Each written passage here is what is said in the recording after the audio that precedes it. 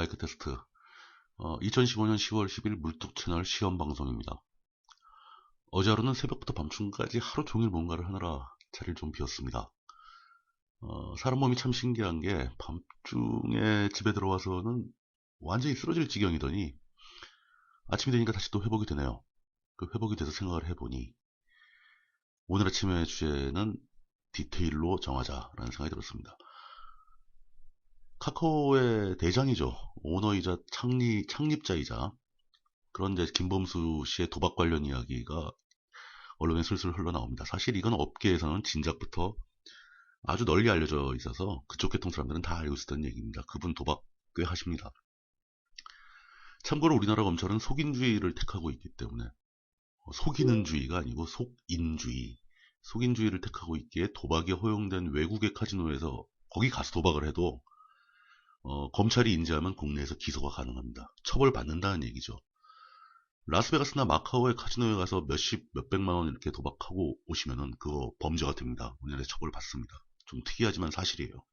그냥 관례상 묵인해 주는 것 뿐이죠. 그런 건을 캐내서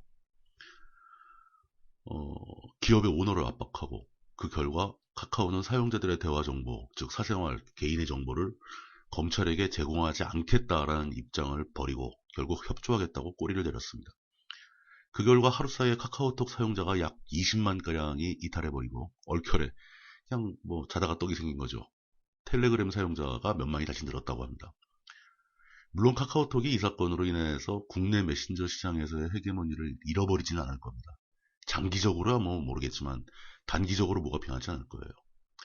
하지만 저는 거기에서 우리 사회의 메인스트림 주류들이 얼마나 이 작은 디테일을 무시하고 있는가라는 점을 읽어낼 수 있었습니다. 검찰은 당연하지만 개인 간의 정보 메시지를 보고 싶어 합니다. 수사의 편의성이죠. 또 뭐 사람들을 탄압하고 싶어서 그런다 뭐 이런 얘기까지는 하지 않겠습니다. 그냥 편하게 조사하고 싶은 거예요. 그러나 그것은 개인의 정보, 어떤 법원의 허락 없이 개인의 사생활 정보를 들여다본다는 것은 수사기관에게 주어서는 안 될 권한이죠. 그러자 적법한 다른 방법을 찾기보다는 게을러서 기업의 오너, 회사의 오너를 협박을 하는 거죠. 그리고 그 오너는 협박에 굴복을 하고 자기가 처벌받긴 싫으니까 협상을 하는 거죠. 그렇게 협박에 굴복해서 회사의 정책을 바꿔버립니다. 회사는 압니다. 자신들이 그렇게 정책을 바꾸면은 작은 비율이지만 고객을 잃게 될 것이라는 것을 알고 있습니다.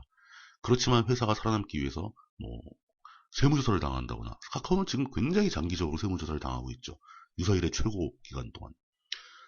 회사가 망할지도 모른다라는 생각 때문에 그렇게 디테일을 놓치게 됩니다. 하지만 그렇게 작은 디테일들을 놓치는 게 누적된다면 회사는 장기적으로 위험에 빠질 수 있습니다. 그렇지만 담당자들은 결국 근시안적인 판단을 내리게 된다는 거죠. 결국 이런 디테일한 실패들이 겹쳐버리면 카카오톡은 장기적으로 세계적인 기업으로 성장하지 못하게 되고 경쟁에서 뒤처지게 될 겁니다.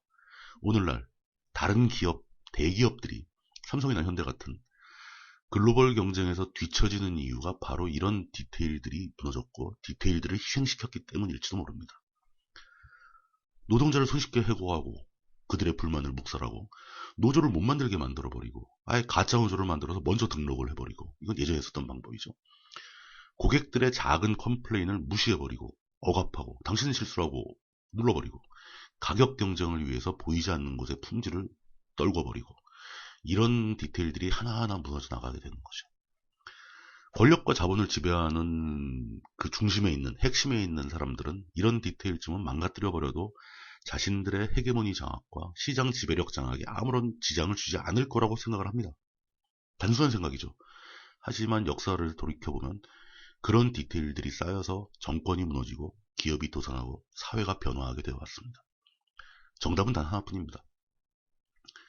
거대한 핵심은 수많은 디테일들이 모여서 이루어진 것입니다. 세상은 디테일에 의해서 돌아가는 것이고 악마도 디테일 속에 살고 있습니다. 우리는 디테일에 관심을 가져야 한다는 겁니다. 환절기 날씨가 쌀쌀해졌습니다. 건강 조심하시고요. 2015년 10월 10일자 물뚝 채널 여기서 마치도록 하겠습니다. 감사합니다.